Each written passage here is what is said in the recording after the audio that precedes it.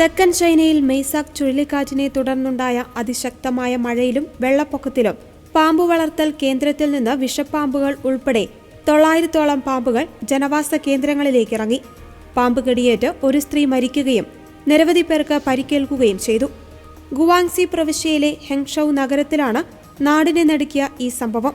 കനത്ത മഴയിൽ പ്രദേശത്തെ അണക്കെട്ടുകൾ തകർന്നതാണ് വലിയ വെള്ളപ്പൊക്കത്തിന് കാരണമായത്.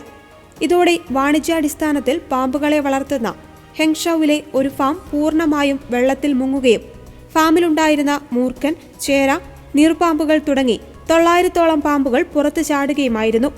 വെള്ളപ്പൊക്കത്തെ തുടർന്നുള്ള റോഡ് തടസ്സങ്ങൾ കാരണം ആശുപത്രിയിലെത്തിക്കുവാൻ വൈകിയതിനാലാണ് പാമ്പ് കടിയേറ്റ സ്ത്രീ മരിച്ചതെന്ന് അന്താരാഷ്ട്ര മാധ്യമങ്ങൾ റിപ്പോർട്ട് ചെയ്തു. പാമ്പ് കടിയേറ്റ മറ്റ് നിരവധി പേർ ആശുപത്രികളിൽ അടിയന്തര ചികിത്സയിലാണ്. വെള്ളപ്പൊക്കത്തിൽ ഒറ്റപ്പെട്ട പല ഗ്രാമങ്ങളിലും അടിയന്തര വൈദ്യസഹായവും മരുന്നുകളും എത്തിക്കുവാൻ ബുദ്ധിമുട്ട് നേരിടുന്നുണ്ട്. പാമ്പുകൾ മലിനജലത്തിലൂടെ നീന്തി വീടുകൾക്ക് സമീപത്തേക്ക് എത്തുന്നതിന്റെ വീഡിയോകൾ സമൂഹമാധ്യമങ്ങളിൽ വ്യാപകമായി പ്രചരിക്കുന്നുണ്ട്. പ്രളയജലത്തിൽ വടികളുമായി ഇറങ്ങി ജനങ്ങൾ സ്വയം പാമ്പുകളെ പിടിക്കുവാൻ ശ്രമിക്കുന്നതിന്റെ ദൃശ്യങ്ങളും ഇതിൽ ഉൾപ്പെടുന്നുണ്ട്. ഇതോടെ പ്രദേശവാസികൾ കടുത്ത പരിഭ്രാന്തിയിലായിരിക്കുകയാണ്.